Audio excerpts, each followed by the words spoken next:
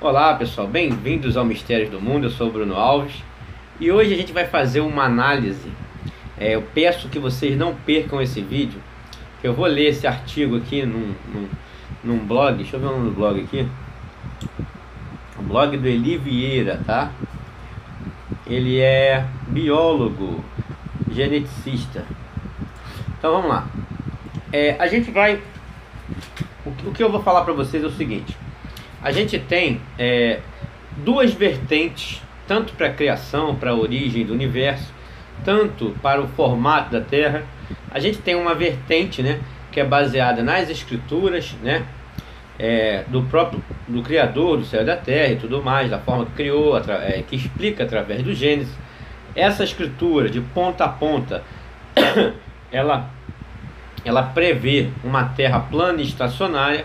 Não tem como, por exemplo, tem vários textos que nos remete a isso. Eu tiro como principal o texto de Jó, que demonstra a fidelidade a infidelidade e a fidelidade dos amigos dele. Os amigos infiéis que colocavam Jó para baixo quando ele passava pelos seus problemas. Gente, eu peço que vocês assistam esse vídeo até o final, porque esse artigo aqui é interessantíssimo. Não percam, compartilhem, façam o que vocês puderem para esse vídeo chegar ao maior número de pessoas possíveis, porque será muito importante. Então, pessoal, você tem lá o texto de Jó, que ele é bem claro, né? Eu penso que é um dos mais claros em relação à cosmologia, o formato da Terra e tudo mais. Jó passava por problemas, você tinha os amigos infiéis que botavam ele para baixo, ele dava ouvidos a esses amigos infiéis, que apresentou uma cosmologia, né? Que a Terra estava suspensa sobre o nada, e tudo mais, perpassando por algo assim relacionado a uma Terra globo, supersônica, viajando aí no vácuo do espaço. E você tem a presença do amigo fiel, que coloca ele para cima, fazendo com que ele volte para o lado do Criador. Então esse amigo fiel, ele já descreve uma terra plana, estacionária, descreve o firmamento. E depois vem a figura do próprio Criador, que desce no redemoinho e explica para Jó, corroborando com o amigo fiel Eliú e mostrando também uma terra plana, estacionária, tudo mais, com firmamento, como é a cosmologia bíblica, né? Agora, pessoal, você tem, e paralelo a isso, você tem a ciência moderna. A ciência moderna, que estabeleceu inúmeras hipóteses e teorias sobre as origens do universo, sobre a criação do mundo, sobre a evolução, que é o embate, né? Então não tem como desatrelar nem a origem do universo e tudo com a Terra plana e estacionária. Não tem como, isso é indissociável. E porque a cosmologia bíblica é assim, tá? Então a única diferença é que você precisa saber diferenciar, né? Quem que está falando o que na hora certa, para não cair no erro. Então quando é com a voz do próprio Criador falando, então a Terra é plana e estacionária. Quando é a voz de outras pessoas, por exemplo, aqueles que sobem no telhado para olhar as estrelas, aquele ali não é o Criador falando, né? Então já perpassa por duas coisas. Então você tem uma cosmologia moderna, né? Da ciência moderna. Então a gente vai, agora eu vou ler esse texto aqui, que você vai entender o que eu quero dizer, e depois no final eu vou fazer uma pergunta para você refletir, ok? Antes de eu ler o artigo, não se esqueçam de se inscrever no canal Bruno Alves. Já passamos de 900 inscritos, falta pouco para a gente chegar a 1000. Campanha continua, por favor, gente, se inscrevam lá. Eu vou fazer lives lá também, então se você não estiver lá, você vai perder. Falta pouco para a gente chegar à meta de 1000 inscritos lá no canal Bruno Alves. O link vai estar na descrição, nos comentários. Também o link do canal do Centro de Pesquisas. E vou deixar um link também de um canal de um amigo meu, que eu conheci há pouco tempo, mas já considero um amigo, o meu irmão Lucas, tá? Do Terra Plana Oficial. Meu irmãozinho Lucas tá com um canal aí de Terra Plana, então se inscrevam lá também, o link vai estar na descrição e também nos comentários fixados no topo. Vamos lá, galera. Olha só, o biólogo Eli Vieira, ele fez uma constatação, e o que vocês vão fazer é uma reflexão após eu ler esse artigo, ok? Elogio ao hinduísmo. Olha que maravilha. Há no ar uma certa obsessão por espiritismo e cristianismo no Brasil. Mencionamos religiões equiprováveis que também merecem atenção, apesar do mero acidente de estarem longe daqui. Então ele é um biólogo que está saindo em defesa do hinduísmo. Vamos lá. O hinduísmo engloba um conjunto de tradições culturais, sociais e religiosas que se originaram principalmente no subcontinente indiano. Pode ser chamado de brahmanismo, pois é a cultura que originou do povo ariano, da cultura brahmacharya, seguidores de Brahma, o pai, o conceito criador da trindade hindu. Olha, vamos lá. Os hindus acreditam em um espírito supremo cósmico, que é adorado de muitas formas, representado por deidades individuais como Shiva, né? Shiva, então depois eu chego lá. O hinduísmo é centrado sobre uma variedade de práticas que são meios de ajudar o indivíduo a experimentar a divindade, estar em todas as partes e realizar a verdadeira natureza do seu ser. O hinduísmo como religião é a terceira maior do mundo, com aproximadamente 1 bilhão de adeptos, dos quais aproximadamente 890 milhões vivem na Índia. Outros países com grande população hindu são Nepal, Bangladesh, África do Sul, Sri Lanka, Ilhas Maurício, Fiji, aí vai falando aqui os países. Reino Unido, Estados Unidos. É uma das religiões mais antigas do mundo, se não a mais antiga, e em seu ambiente se desenvolveram várias práticas de medicina, filosofia, inclusive registros das primeiras cirurgias plásticas. Meu elogio ao hinduísmo tem como propósito não estimular a fé nesta religião, mas mostrar que é uma religião muito melhor que as ocidentais, em termos de compatibilidade com a ciência. Vamos lá, pessoal. Credibilidade, de acordo com os critérios de credibilidade bastante usados entre religiosos ocidentais. E por fim, farei uma modesta conclusão. Compatibilidade com a ciência. Há uma famigerada abordagem feita nas escrituras hoje por causa da inconsistência frente às teorias científicas. Então ele está deixando claro que a escritura, claro que ela toda apresentam algo bem diferente do que a ciência apresenta. Principalmente as teorias concernentes à origem do universo, da vida na Terra e o destino de ambos do futuro mais remoto. O destino de ambos no futuro mais remoto. Então, você percebe que realmente as escrituras, quando a gente concerne ao Criador falando, né, é totalmente contrária à ciência moderna. Isso fica bem claro e o que ele está dizendo aqui. Inclusive em relação ao formato da Terra também. Não só a origem do universo, da vida, como o destino e também o formato da Terra. A abordagem a que me refiro é a interpretação que os textos sagrados tratam de metáforas em alguns pontos. A preocupação dos cristãos, principalmente aqueles filiados à teologia liberal, chamados frequentemente moderados, se direciona principalmente ao livro de Gênesis. Disse, por exemplo, que 6 dias de criação não são literais, mas metáforas para... ele está falando aqui para ilustrar os bilhões de anos, que a astrofísica aponta para a realidade do universo. Mas não é, a astrofísica aponta 13,5 bilhões de anos, né? Então não bate, né? Outros pontos da Bíblia frequentemente tratados como metáforas são a criação do homem e o dilúvio universal. A genética, bem como a teoria da evolução, apontam que uma espécie não pode surgir apenas com um casal. Se assim acontece, o endocruzamento obrigatório que sucede leva invariavelmente à extinção da linhagem. Aí ele está falando aqui, pesquisa e iniciação científica, falando sobre evolução, né? O problema de compatibilidade desses pontos com a ciência não é muito grande para o hinduísmo, pois para os hindus o universo é grande, cíclico e extremamente velho. Os Vedas falam que um universo infinito, mencionam eras muito grandes. A visão védica recorrente do universo exige que o próprio universo passe por ciclos de criação e destruição.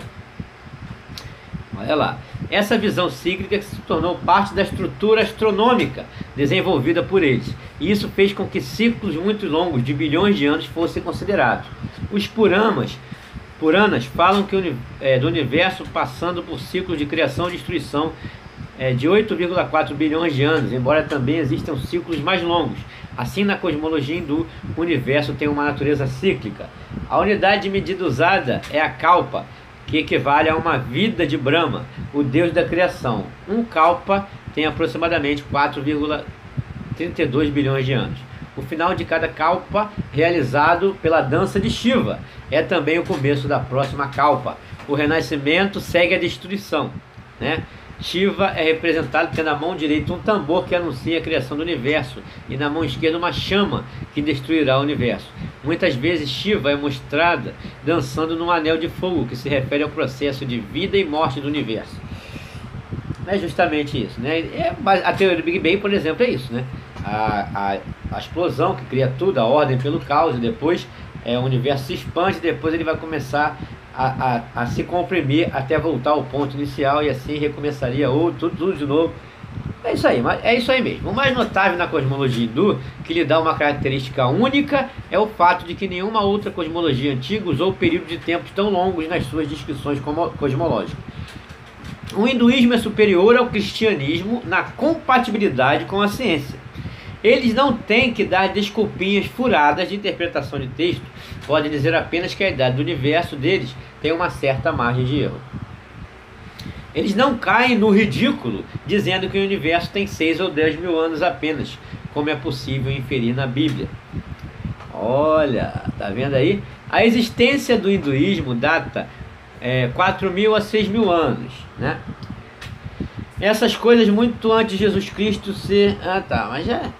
Ele está falando aqui do cristianismo, Jesus Cristo, né? Mas é porque eles separam assim, cristianismo, né? Mas a gente lê a escritura de forma linear e faz um paralelo, né? A gente não cai no conto do sistema religioso, então eu nem vou para esse campo aí. Vamos lá. Sobre a compatibilidade com a teoria da evolução e a conhecida origem do homem, também a partir desse processo, como se verifica em fósseis na África, também com isso o hinduísmo... é verdade. Ele está falando que em fósseis na África ele vê que o homem veio do macaco, né? Como está dizendo assim, que a gente caiu da bunda do macaco. Ele é biólogo, né? Ele acredita nesse mito aí. Também com isso o hinduísmo não tem muito problema. Segundo o mito hindu da origem do homem, primeiro foi Matsyendra, era um peixe que ao ver a deidade Shiva executando sua dança tentou imitá-la, o feito, e foi se tornar homem. Então, segundo o hinduísmo, né, a gente veio do peixe. Se é para encarar como metáfora, qual metáfora é melhor? Um peixe dançando, lembrando a dança de Shiva, representa em grande parte o próprio tempo e virando homem. Sabendo que a teoria da evolução aponta que os peixes deram origem a não só os sarcopeterídeos, uma metáfora nebulosa com barro e sopro. Aí ele está falando mal, né, da questão da criação do homem vindo do barro, apesar de grande parte do nosso corpo ele ser feito, né, de coisas provenientes do barro, né? Mas vamos lá.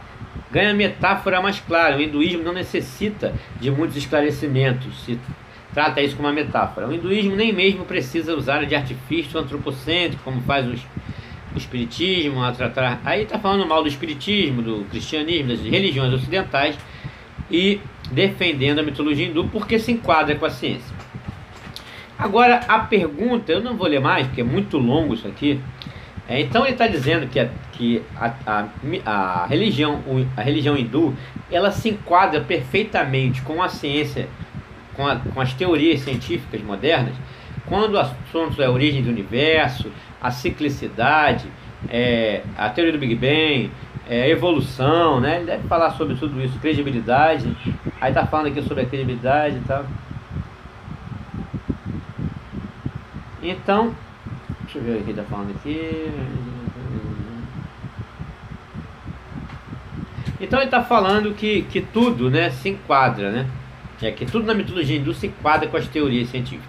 Agora a pergunta que não quer calar, gente. Vamos à pergunta que não quer calar agora. Será que a mitologia hindu é que adivinhou as coisas do universo e se enquadra com a teoria da ciência moderna? Ou a ciência moderna tirou suas bases da mitologia hindu? Essa é a pergunta que não quer calar. Bem, se você pegar evidências, né, você vê o padre Lamarck sempre juntinho com Einstein ali, né? Sempre, estavam sempre juntos, né, com Albert Einstein. E Albert Einstein, ele tinha como cartão de visita da língua para você, dava o cartão de visitas dele, ele entregava esses cartões com ele dando a língua, uma forte homenagem à deusa Kali da mitologia hindu, né? Então, Você vê as teorias do padre Lamarck, ele assim com Einstein, e você vê o cartão de visitas de Einstein, você percebe a teoria do Big Bang, né? A ordem vinda pelo caos, né? A explosão que criou toda a ordem. É Shiva, é a representação de Shiva. Então você vai lá na porta do CERN, né? Hoje, onde tem lá o acelerador de partículas, o colisor de hadrons. Quem que está lá na porta do CERN sendo homenageado? Shiva. Então, a pergunta que não quer calar, seja a teoria da evolução, seja a teoria da origem do universo, é o hinduísmo que adivinhou ou a ciência moderna que se baseou, tirou suas bases do hinduísmo? Pelas evidências, pelos fatos. É óbvio que qualquer ser humano que tiver um mínimo de consciência, ele vai perceber que essa religião, que essa ciência moderna tirou suas bases da mitologia hindu e não o contrário. Então na escritura é bem claro isso, né? Quando ele diz quando o ser humano se desviar da verdade, no fim dos tempos, né? No final dos tempos o ser humano iria se desviar da verdade, e ele diz que fariam tantos sinais e prodígios que, se possível fosse, enganaria até os escolhidos. Então você tem de um lado uma cosmologia bíblica, e que você pode experimentar, você pode mensurar, você pode observar, e uma cosmologia baseada em teorias e hipóteses que são totalmente baseadas na mitologia hindu. Suas bases foram tiradas da mitologia hindu, e não a mitologia hindu adivinhou o que seria a ciência moderna. Os próprios fatos e evidências mostram isso. E uma teoria que você não pode observar, não pode mensurar, só fica no campo da fé e da especulação. Não à toa, não obstante, o gênio Tesla, ele disse: a ciência deixou de ser experimental para se tornar teoria, cálculo matemático e lixo filosófico. Então é isso, gente. Estaremos sempre juntos em busca da verdade, mistérios do mundo, conteúdo original. É nessa hora que o Globaloid chora, meu mano. Grande abraço.